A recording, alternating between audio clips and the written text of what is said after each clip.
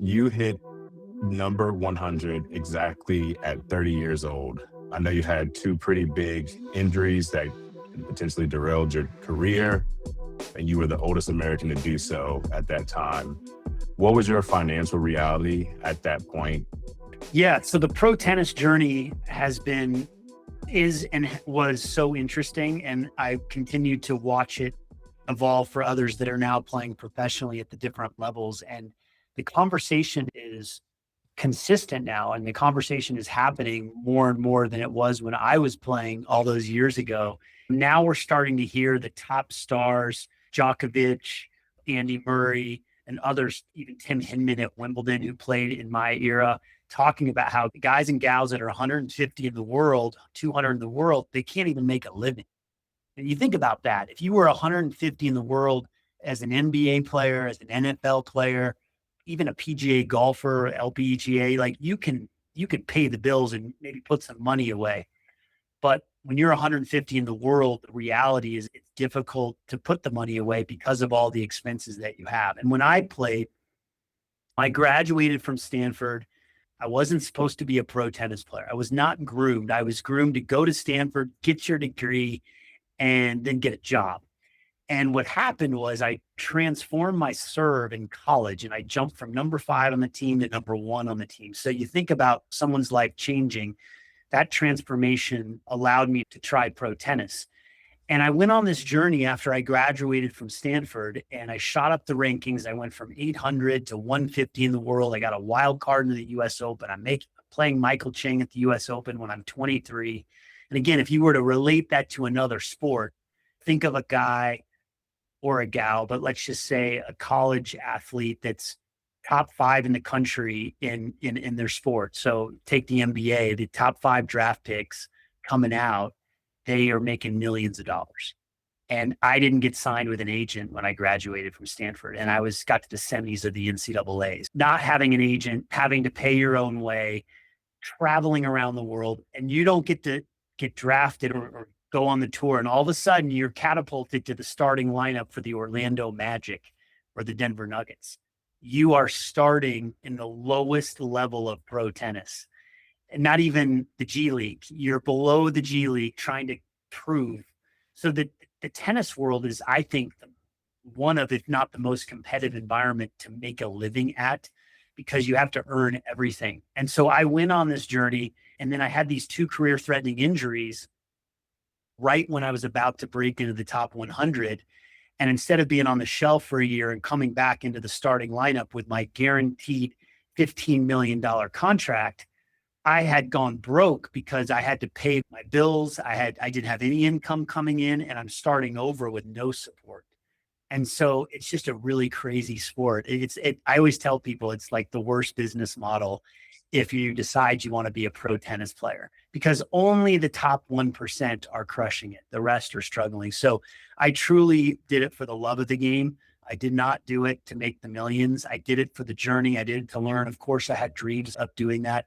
And when I finally broke the top 100 in the world for the first time at the age of 30, the crazy story about this was that I was in Leon, Mexico at a challenger event. I imagine winning that tournament. I think it was a $50,000 prize money. I think I probably won $7,000 for winning that tournament. $7,000 probably cost me $1,000 to get there, and maybe another 500. Well, maybe they paid for my hotel room, maybe another 500 for food. I had my coach there for half the time. That was probably another grand or 1,500. So maybe I cleared $3,000 at the end of the week, and I won the tournament. And that's when I broke the top 100. And the next thing, I got plantar fasciitis in both feet in that match. I'm on a plane from Leon, Mexico. So I got to fly from Leon to, let's say, Mexico City. And then I got to get to Bermuda. So I probably went from Mexico City to Charlotte or Atlanta and then connected and flew to Bermuda. I'm wrecked. I am wiped out, exhausted physically, mentally, emotionally. I might have won my first round. I think I actually lost my first round, but that's how quickly I went from winning and breaking the top 100 to being miserable because I was losing in the next tournament. That got me into the main draw of Wimbledon 6 weeks later. And to give you a comparison, that was 2004. It's 22 years ago at the time of this interview, this podcast that we're doing here. I think the prize money was 12 to 15K for first round.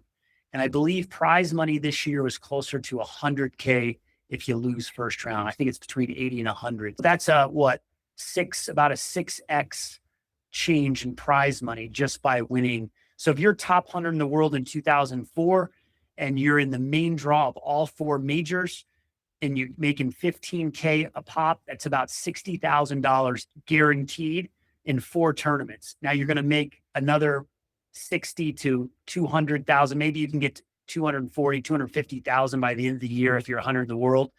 That's probably aggressive. Now, if you're making 100,000 in all four of those events, you're getting over $500,000. So, the money is definitely better now. I know there's been inflation, but I don't think inflation is 6X in 20 years. So, yeah, the harsh realities is that it's almost impossible to make a living as a pro tennis player between 100 and 200 in the world. Really interesting. And it seems like it was a grind for you throughout to just make a living. You mentioned Stanford. I know you got your economics degree there. Did that degree change how you kind of came about the business side of tennis, or was it more as it came when you were in it, you were just figuring it out on the fly? Really interesting about that is at that time, I graduated in 1996. If I have my dates right and my timelines, that was the beginning of the internet. So Google, maybe even Yahoo, they weren't even a thing yet. Facebook wasn't a thing. So if you were going to Stanford, you were getting more of that liberal arts education. You were learning the traditional macro and microeconomics models that didn't necessarily apply to business. And then I imagine the curriculum is so different now, 30 years later, where you can go in and you could study private equity and you could study venture capital and raising money and entrepreneurship. That wasn't part of the deal when I was going there. So that economics degree didn't really hold a lot of weight in the real world. And you almost had to make two choices. You either get into the business world and learn. And so fast forward 10 years, I had a lot of friends that got into the .com and got into entrepreneurship and were very skilled in business 5, 10 years after graduating from Stanford.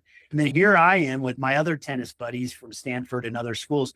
We're just traveling around, chasing ranking points. We're not waking up in the morning thinking about how to build a brand or how to build a business because there was no social media.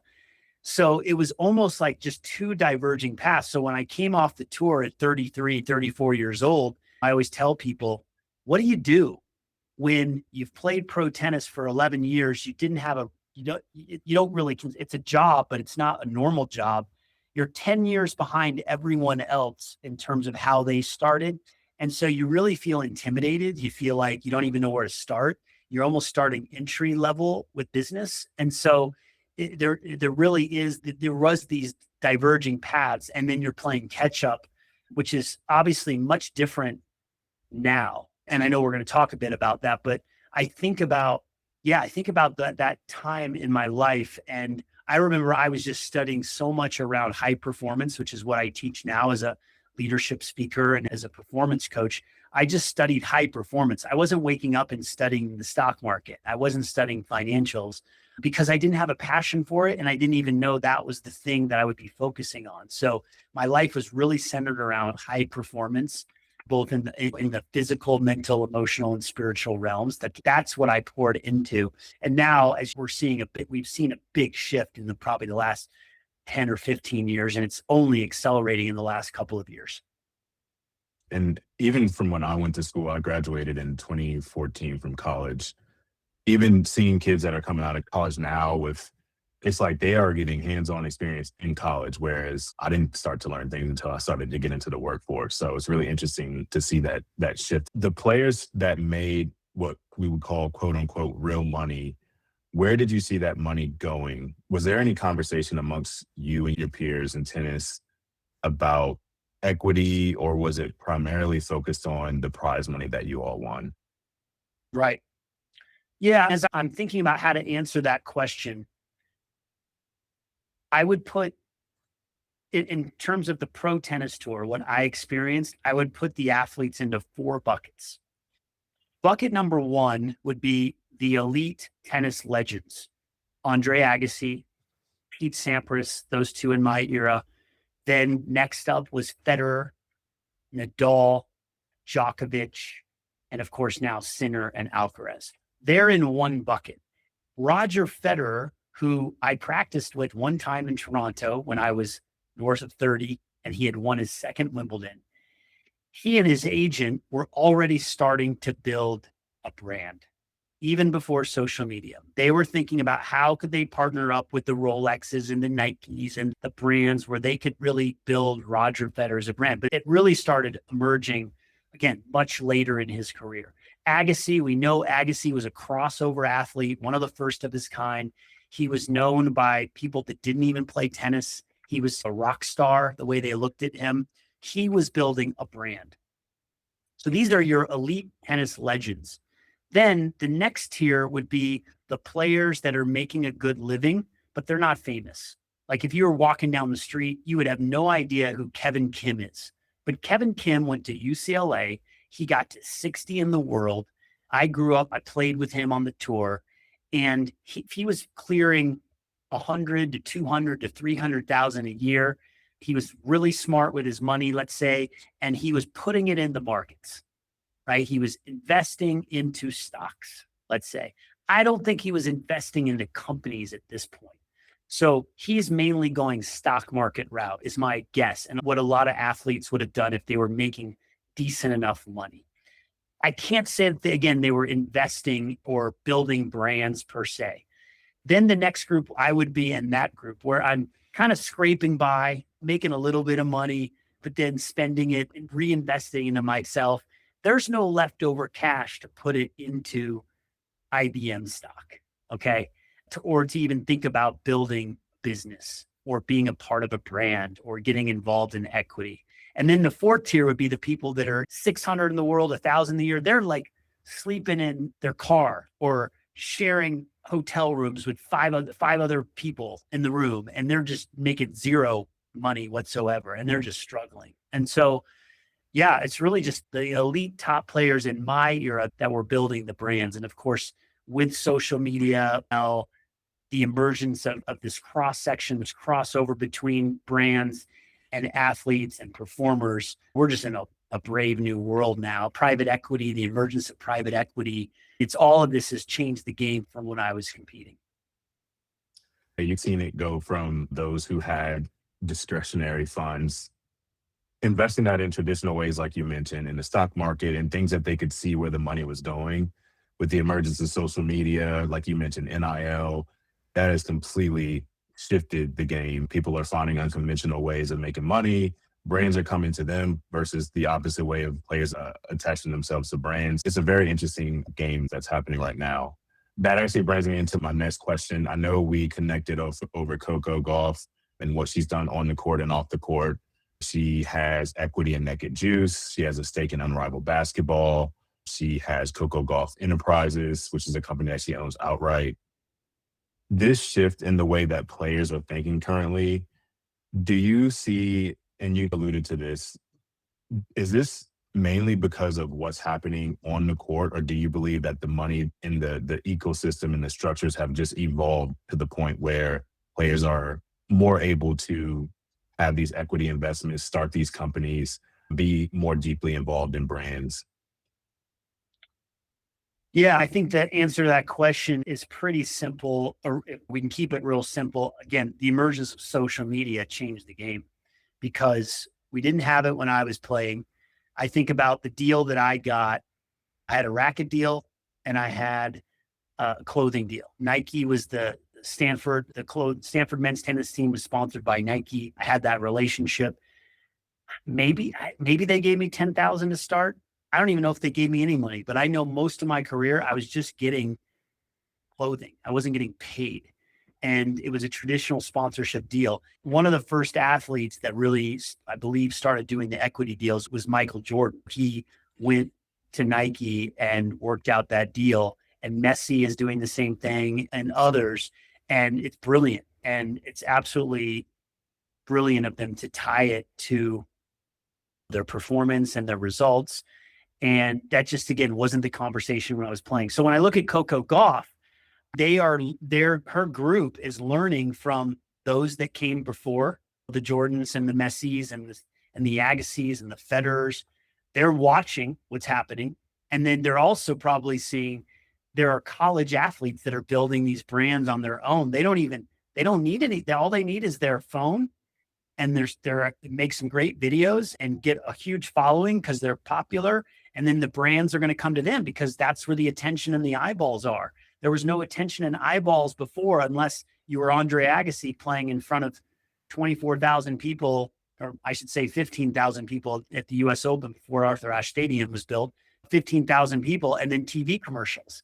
And so now with social media, these younger athletes they can make so much more money. They can think about their future. Spencer Jones plays for the Denver Nuggets. He's a two-way basketball player. I don't know if you've seen his stuff on LinkedIn, but he emerged with the Denver Nuggets this year. He came from Stanford, and he has documented his whole summer about how he's investing in companies, and he's traveling to all these places to learn about entrepreneurship and investing.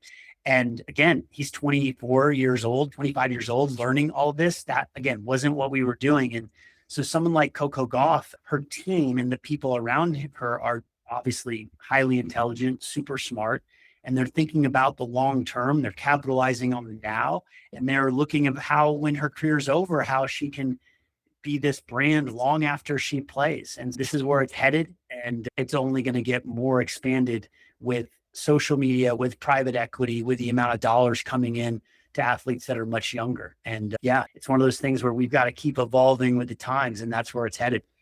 I'm glad you mentioned Spencer. I've been following him on LinkedIn and his story and just love kind of his whole realm. Kyle Kuzma is another who's really deep into kind of the business side out off the court, really trying to build a name and a brand for themselves, because we all know you're only going to be able to play for so long, and it's what you do with your equity and with everything that you've developed on your own off the court, off the field, that really carries you and your family into the future.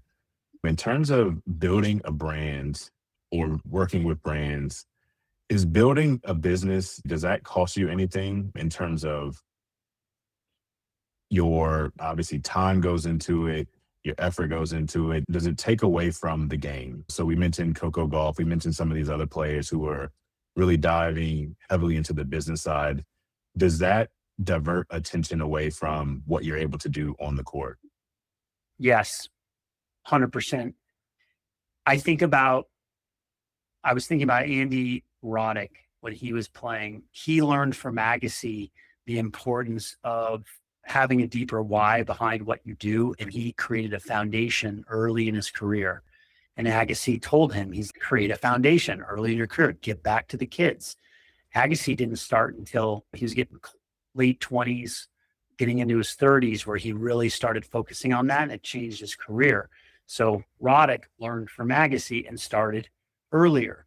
But you better believe that Roddick has friends and family behind the scenes running that foundation. Andy's the name. And of course, he's at the event and he's involved and he's connected to it. He knows what's going on, but he's got people behind the scenes. So if you're trying to chase majors, chase history, if you're Novak Djokovic, if you're Coco Gauff, your responsibility is to wake up every day and get better. Because if you're not getting better on the court or on the basketball court or on the football field or on the pitch, whatever it is that you do, if you are not getting better every year, you are getting worse because others are getting better. And the adage is that if you're not getting 3 to 5% better, you're getting worse. So the balance would be for someone like Coco Gauff, if you're getting pulled in these different directions, if you're getting pulled off, if you're getting pulled away from what you need to be doing, and that is your skills on and off the court, mental, emotional, your serve, your backhand, your forehand, your strategy, and you're in doing business deals and you're in the meetings, that is going to pull you away from that. And I think about Michael Jordan, again, one of the biggest icons. I don't think he was spending a ton of time on his business stuff. His agent was handling it. His team was handling it because he's waking up like Kobe Bryant. They're waking up at 4 a.m. They're lifting weights. They're working out. They're preparing for their games. They're sleeping. And so again, I think it's so important to have an incredible team around you. Your agent has to be A plus. Your people have to be A plus, and they are running the operations, the nuts and bolts, and then you just sign off on it and make sure it's aligned with your brand. And sure, you can sit in some meetings, but every moment you're spending on the business is a moment that you're not training or recovering. And it's a full-time job to train and recover. So it is a delicate balance. And I think a lot of athletes have to watch for that, they might be getting distracted from making the main thing. We talked a little about this. My belief is that if Coco Gauff, I don't know how much she's making per year. You say, is she the top athlete producing revenue? He is, yes, as of this year. I think it's like How 3 much, years running. how much is she making a year? I have to go back and pull the number. Okay. I don't remember off the Well, top of my whatever head, it but is, it's a yeah, lot. whatever it is, think about this. Whatever she is making, if she was Michael Jordan domination, Michael Jordan won 6 world titles. He was undefeated in NBA finals. He is the best of all time. Okay. LeBron fans, I'm sorry. Jordan is the best of all time. You can come knocking on my door and complain or tell me I don't know what I'm talking about. But if Coco Gauff was winning slams like Djokovic when he was peaking, winning 3 out of 4 slams for 3 or 4 years going, if she was doing that right now, I imagine her revenue or her net worth would be 5x, maybe 10x what it is, because it's just exponential for someone like that to be winning at a dominating clip. And she's not. Semis of the Wimbledon is great. And you and I would do a lot of things to be in the semis of Wimbledon. But for Coco's brand, if she wants to 10x it, 100x it, be heralded around the world, she's got to win 2 to 3 slams a year. And the last time I checked, it's not going to be in the boardroom or doing deals or equity deals. It's going to be on the court or on the couch doing hypnosis to train them the mental game, or working on her skills, her strategy, making her serve the best serve in the world. Now, you want to talk about equity deals? She get 10x the offers. Not that she would take all of them, but I think we always have to remember as athletes, and I think we get caught up in the deals and the equity and the businesses and the opportunities, but she's still, in my book, playing small because she's so good and she's so talented and she's so young that there's so much room for her to exponentially expand her brand by improving her ability level. This is the coach talking right now. This is not the business guy. This is the coach saying, you got to get better. How are you going to get better? And a businessman or an agent say, how do we get this deal? What do we do? I don't know. No, get your serve better. Let's get your low backhand volley better. And then the deals are going to come more and more. So she's in a great spot because she's good enough where she's going to do great. And she's going to be successful her whole life. And she's going to make a lot of money and she's going to be able to give back. She shouldn't have to win another match. She'd be fine. I'm just talking about that legacy, that exponential growth, the impact she could have and be heralded like a Michael Jordan. She's got to work on her skills. Because that's what the basis of all this is, right? If she didn't have any talent, we wouldn't even be talking about her, and from a business standpoint, right?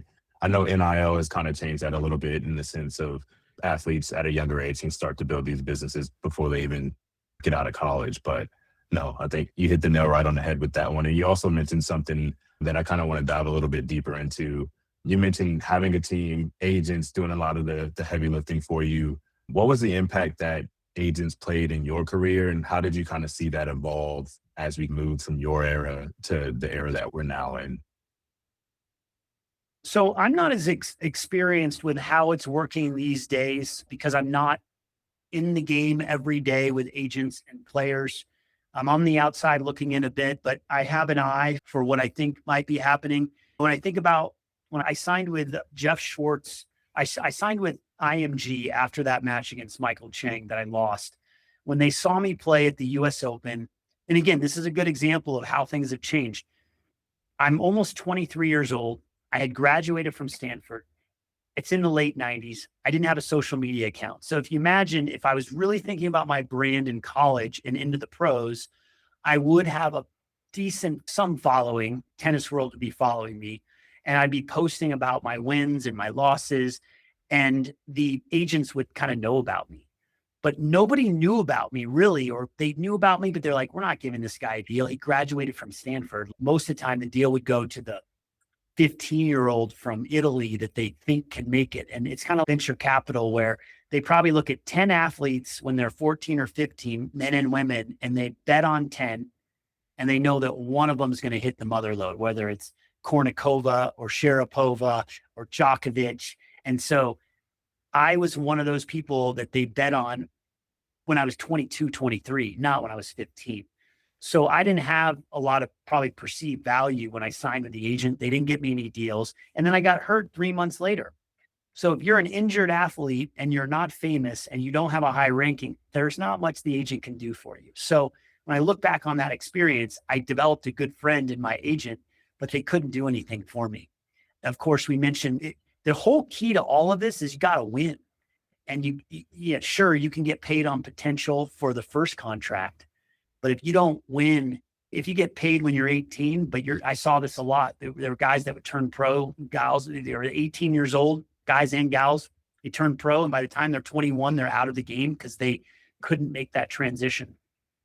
So you got to win, you got to be good before you can get the deals, before you can make the money. And I imagine today with the agents and the teams, they're back in the day, we weren't, the agent wouldn't come to me and say, we got to build your brand.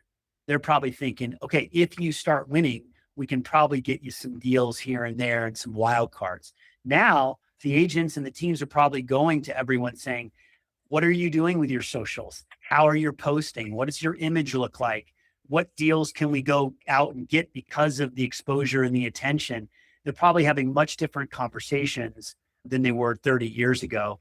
And it's, again, I really think that the social media game is what changed everything. And then obviously the amount of capital that can come in from private equity that can invest in companies. So then if they see a talent like Coco Gauff or some of these other athletes in other sports that are quarterbacks or gymnasts or all the different sports, there's huge opportunity now just because eyeballs are on them and the attention's on there. And it's not about TV revenue as much anymore as it is about being on social media and the amount of attention and eyeballs.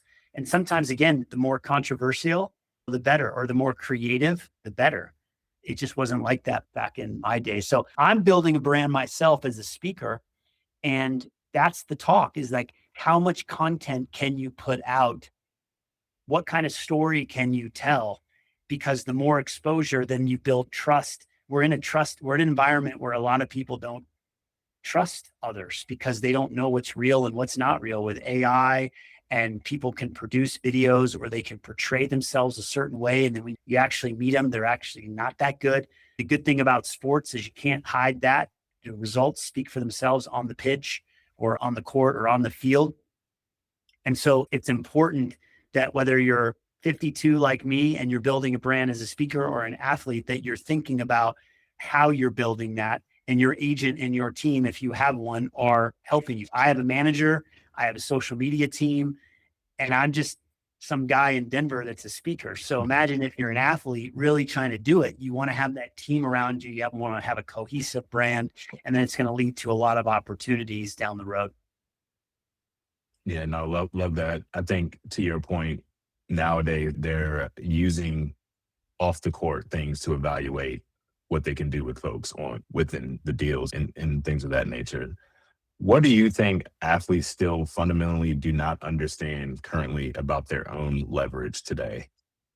Again, if you're not a Coco Gauff and you don't have an agent, you don't have a team around you, and you're flying blind on your own, and you're not privy or savvy to this information, and you're not trying to work on it, and you're just thinking about you're playing tennis or you're playing your sport, and then you're just randomly posting on the internet, on the socials, about what you ate for breakfast. If it doesn't tie back to how you're trying to grow your brand, again, people are watching. They're watching everything. So every choice you make, every decision you make impacts the perception that you have with the world. And so I imagine there's a lot of athletes that don't have that self-awareness. They're not waking up thinking about that.